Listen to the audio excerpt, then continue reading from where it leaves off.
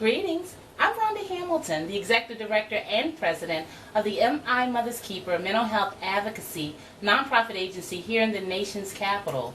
I am also the President and founder of the Healthy DCME Leadership Coalition, which was also formed here in the District of Columbia. Like so many children here in the nation's capital who are trapped in families of unstable mental health realities, I can relate to their horrors of growing up afraid, ashamed, and filled with the trauma of being raised by unhealthy adults.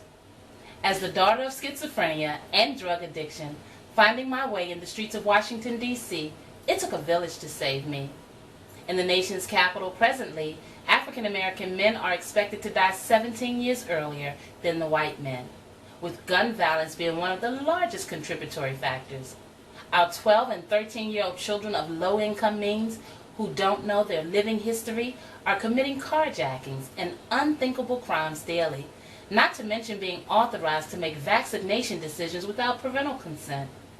Families are sleeping in cars, abandoned buildings, laundromats, you name it. Access to comprehensive mental health services and resources have become scarce or obsolete in communities east of the river in Washington, D.C.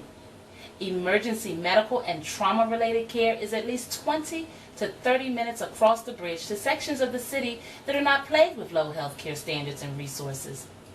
In the spirit of the 100-year anniversary of Black Wall Street and the Tulsa Race Massacre, the Healthy DC and Me Leadership Coalition have come together to help contribute to the advancement of our people. Post George Floyd's murder conviction, yesterday's systems of unfair and unjust laws and institutions must be destroyed. Healthcare inequities and racial discrimination are among the shameful realities that America must purge immediately. Study after study has shown us the dangerous effects that living with trauma and untreated mental health exposures and diagnosis bring. Won't you stand with our leadership coalition? Enough is enough. We can all help to save lives and change the cycles of despair and trauma that exist for far too many families of color in the nation's capital and beyond.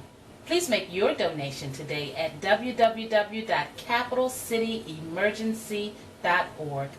It's going to take all of us.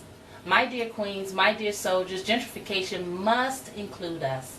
Please support the birth and construction of our very own Capital City Emergency Level 2 Trauma and Wellness Center, complete with a state-of-the-art resource and community outreach hub, run by the people, for the people.